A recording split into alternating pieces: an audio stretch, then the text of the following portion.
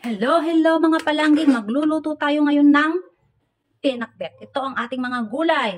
Meron tayong kalabasa, okra, bataw, ampalaya, talong na bilog, at patola. Okay, umpisahan na natin ang ating pagluluto ng pinakbet.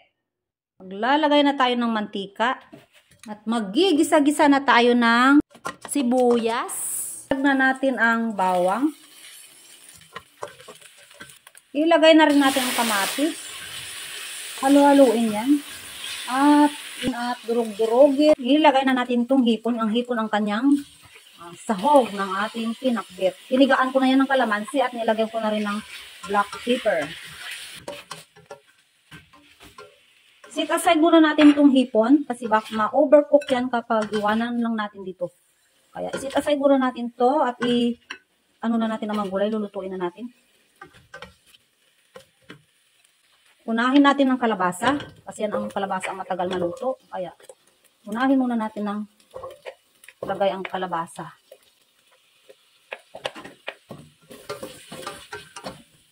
Nilagyan ko na ng tubig. 1 cup yan para mapalambot natin ang kalabasa. Takpan natin yan. Ayan, malapit na maluto ang kalabasa. Medyo half cook na yan, kaya ilagay na natin ang okra. Isunod na rin natin ang talong. Takpan. Pakuluan muna natin. Simmer it for 5 minutes. Ayan. Malapit na maluto itong mga gulay. Ilagay na natin ang kasunod na gulay. Ang palaya at bataw. Hindi muna natin ito nilalagyan ng timpla kasi ang ating alamang ayun ang magbibigay ng alat. Pag kulang na lang, saka na lang idagdagan ng iba pang timpla ng asin. Pero, hintayin natin na magkaroon na siya ng alamang para matansya natin ang ating idadagdag na kulang na timpla. Kulang ang 1 cup, kaya maglalagay tayo ng kalahati. Buksan na natin. Ayan, okay na ang ating mga gulay. Ilagay na natin ang patola. Ibalik na natin ang hipon para maluto ng maigi yan.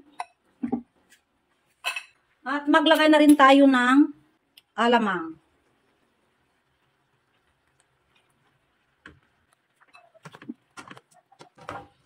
Sweet and spicy. Itong nabili kong alamang, wala kasing iba.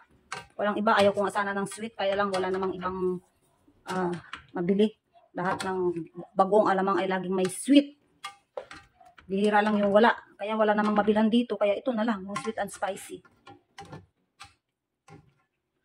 Ayan, malapit na maluto ang mga gulay. Kaya ano muna natin to. Simmer pa ng mga 5 minutes. Dagdagan pa natin ang kanyang alamang.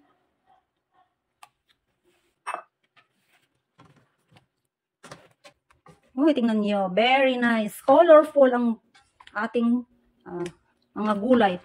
At lalo na yung hipon ang nagpapatingkad ng kanyang kulay. O, di ba? Ang sarap. Ang sarap tingnan. Magandang kulay niya. At fresh na fresh ang mga gulay. Okay, check na natin. Ayan. Maganda na. Maganda na ang itsura niya. Di ba? Colorful. Tikman natin ang kanyang timpla. Sarap na.